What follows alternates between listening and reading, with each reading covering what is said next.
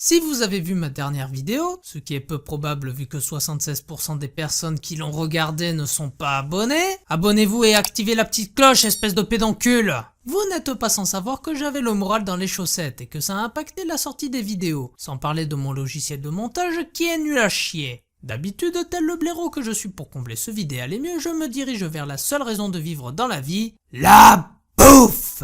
Sauf que confinement oblige, j'ai dû attendre le 9 juin pour que les A volontaires ouvrent car évidemment aucun n'avait de terrasse. J'aurais pu me taper un resto ou un fast-food mais bon, tant qu'à foutre en l'air mes analyses sanguines, autant y aller jusqu'au bout et pour pas trop cher. C'est donc le ventre bien rempli, un buffet chinois dévalisé et une surcharge pondérale compensée par l'allègement de mon portefeuille que j'ai pu retrouver un peu de motivation. Toutefois, ça ne réglait pas le problème de quel sujet j'allais pouvoir aborder. Jusqu'au jour où un collègue conseilla à l'un de mes supérieurs avec qui j'étais en binôme pour toute la journée de regarder Invincible. Oui, on regarde des séries pendant nos heures de travail. C'est honteux!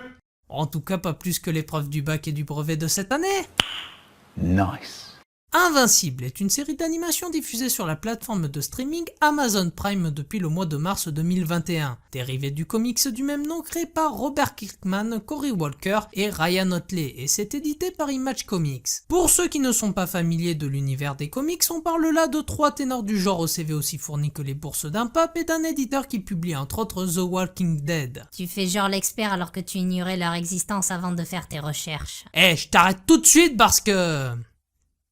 Putain, t'as raison, fais chier. Invincible nous plonge dans la vie de Mark Grayson, un jeune ado qui a la particularité d'être le fils du plus grand des super-héros, Omni-Man, qui à l'instar de Superman vient d'une autre planète, ici Viltrom. Âgé de maintenant 17 ans, Mark se voit apparaître des facultés surhumaines, lesquelles il devra maîtriser et développer pour atteindre son objectif, marcher dans les pas de son père pour protéger la Terre et ses habitants de toute menace. Voilà pour ce qui est de l'intrigue. On soit bien d'accord, si on reste cantonné à ce que je viens de raconter, c'est du archi classique. C'est la énième histoire de super-héros qu'on va se bouffer avec tous les clichés qui vont avec, tel le menu Maxi Best-of avec supplément de sauce vendu pour 20 centimes que tu prends au McDo. Oui, l'utilisation de métaphores en lien avec la bouffe est une preuve que mon estomac ne s'est toujours pas remis de ce confinement. L'organisation secrète de super-héros, le passage de l'enfance à l'âge adulte mis en scène par l'arrivée des pouvoirs impliquant à notre protagoniste de nouvelles responsabilités ainsi que toutes les merdes qui impacteront sa vie privée, des personnages vraiment méchants, certains tout gentils, d'autres plus contrastés, des retournements de situation, des scènes de combat, de la romance, bla bla bla. La couleur est annoncée dès les premières minutes de l'épisode 1 avec des héros pompés tout droit du casting de chez Marvel et DC. Et oui, dit comme ça donne pas envie de s'y lancer. Surtout que ces dernières années, on s'est retrouvé avec un genre encore plus exploité qu'une licence Ubisoft depuis le succès au cinéma du MCU, qui a totalement chamboulé et réinventé la production de films de super-héros, relançant par la même occasion tout un marché parallèle de goodies, ainsi que de comics qui avaient du mal à capter un nouveau public, attiré lui par le format manga, qui a l'avantage d'être plus accessible en termes scénaristiques et économiques, et qui a su le rivaliser avec des séries à succès comme One Punch Man ou My Hero Academia. C'est donc sans réelle conviction que je me suis mis à regarder du coin de l'œil Invincible avant de me surprendre à être complètement absorbé par cette série au fur et à mesure que l'histoire avançait. Alors que d'habitude quand je regarde un documentaire, un match, une série, un film ou une vidéo, je le fais généralement en faisant autre chose, comme jouer à ma Game Boy, être sur mon téléphone ou mon PC à flâner sur internet. Ne me jugez pas, je sais que je suis pas le seul à le faire.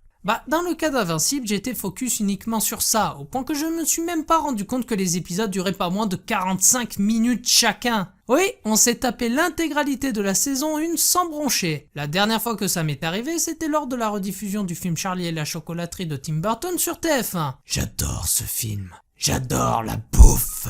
Du coup, vous imaginez que j'ai essayé de comprendre le pourquoi du comment de ce qui devait être une série complètement osef a su m'embarquer dans son univers. Et croyez-moi, avec ce qui me sert de cerveau, ce n'était pas facile, mais je suis parvenu à comprendre. Invincible possède sa propre identité. À défaut des autres productions de super-héros qui suivent la recette de Marvel, Invincible se distingue par son côté mature, se rapprochant plus du modèle qui a fait le succès des films Batman. Il revient aux sources d'un genre qui nous a fait kiffer petit avec la série de 92 ou celle de Spider-Man de 94, tout en adaptant ce concept pour les adultes, se moquant de devoir toucher un plus large public, en offrant par exemple des scènes plus violentes. Attention, je suis pas en train de dire qu'Invincible est mature parce qu'il y a de la violence. Ce n'est pas parce qu'il y a des scènes de boucherie avec un taux d'hémoglobine au mètre carré aussi élevé que sur la lingerie d'une femme qui a ses règles que ça fait d'une série animée une œuvre mature. Invincible s'en sert certes pour être divertissant, mais aussi pour transmettre des émotions, faire passer un message.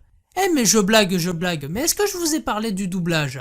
C'est de la tuerie. Le Liberty Cookie de Memphis Coffee qui conclut parfaitement ton repas de gros porc. Ce ne seront pas les geeks millennials comme moi qui s'en plaindront. En tout cas, ça fait extrêmement plaisir de voir qu'on arrive encore à nous proposer des séries animées pour adultes sans que ce soit une énième merde vulgaire et sarcastique.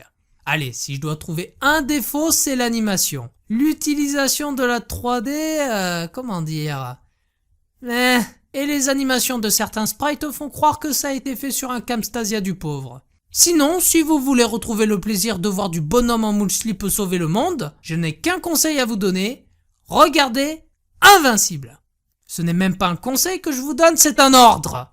Légalement, évidemment. Sinon, si vous ne voulez pas payer, faites comme moi. Ayez des connaissances qui ont un compte Amazon Prime. Quel radin, je vous jure. Attends. Tu crois vraiment que je vais mettre de l'argent dans un abonnement annuel qui finance une entreprise capitaliste qui oblige ses employés à faire pipi dans des bouteilles?